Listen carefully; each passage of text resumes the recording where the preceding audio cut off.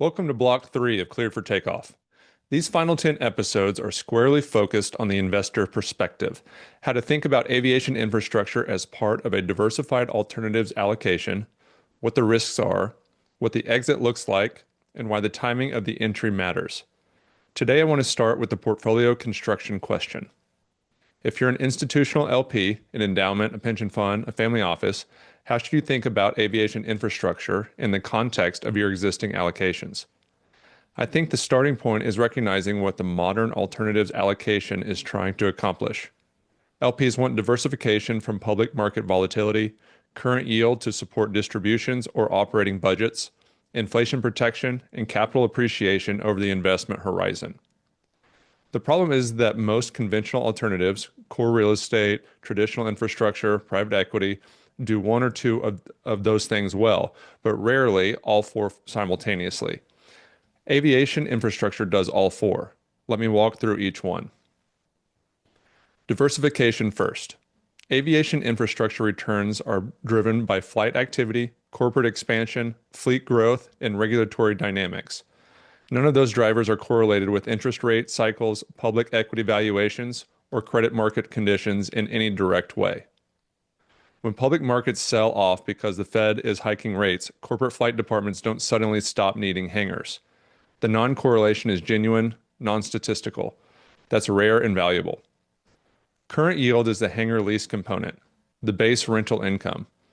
A stabilized portfolio of hangar leases at supply-constrained airports generates predictable monthly income throughout the investment period. For an endowment that needs to meet a 5% annual distribution policy, or a family office that needs current cash flow for beneficiary distributions, that base yield is structurally important. You're not waiting for an exit event to realize returns. The yield is coming in from month one. Inflation protection comes in several layers.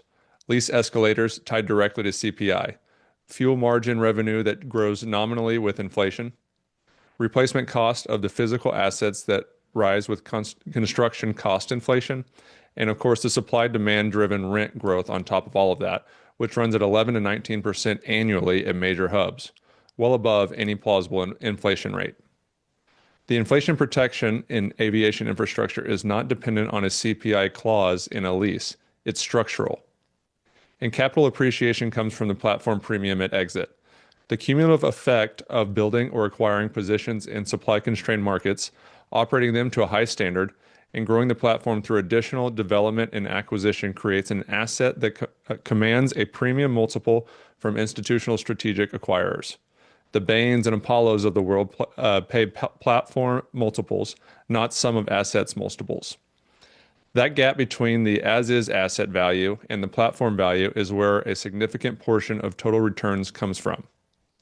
One more thing worth addressing, allocation sizing. How much of an alternatives portfolio should go into aviation infrastructure? I think about it as a 2 to 5% allocation, enough to be meaningful, enough that the yield, the inflation linkage, and the appreciation contribute materially to overall portfolio performance, but sized to respect the illiquidity characteristics of the asset class. Aviation infrastructure is a 7-year 10 commitment. The LP that goes in with clear eyes about the liquidity horizon, appropriate sizing, and genuine conviction in the thesis is the LP who benefits most from this allocation.